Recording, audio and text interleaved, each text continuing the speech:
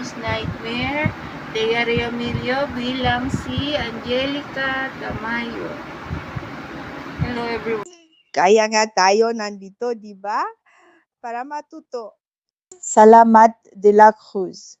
Teamwork talaga ang kailangan dito. Mukhang natuto na si Isidro sa leksyon ni Captain Roberto. Potential? Kung hindi matuto magrespeto sa armas, mabubulok siyang rekruta lang. Pag-asa, yung lalaking pag nakakamali ang excuse. Pasensya na, Commander, ang init kasi ang uniform ninyo.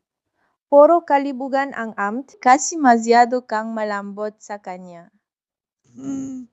Nung nakamali siyang drill, pinatawad mo agad. Nung sinungitan ka, nakpakto ka agad. Wag mo ako ikumpara sa'yo sa mga susunatin. Yan na yan, babay tayo, diba?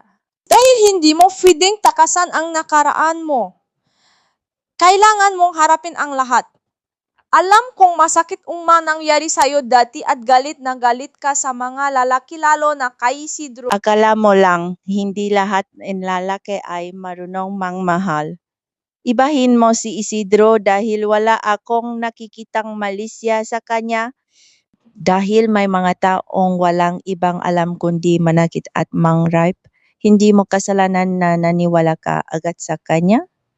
Nakikita mo sa kanya ang mga laking sumira sa'yo? Natatakot ka na baka? Ulitin niya rin sa'yo yan? Hindi mo kailangang mag-isa sa laban natin to. Nandito ako. Hindi mo kailangang magpatawad agad.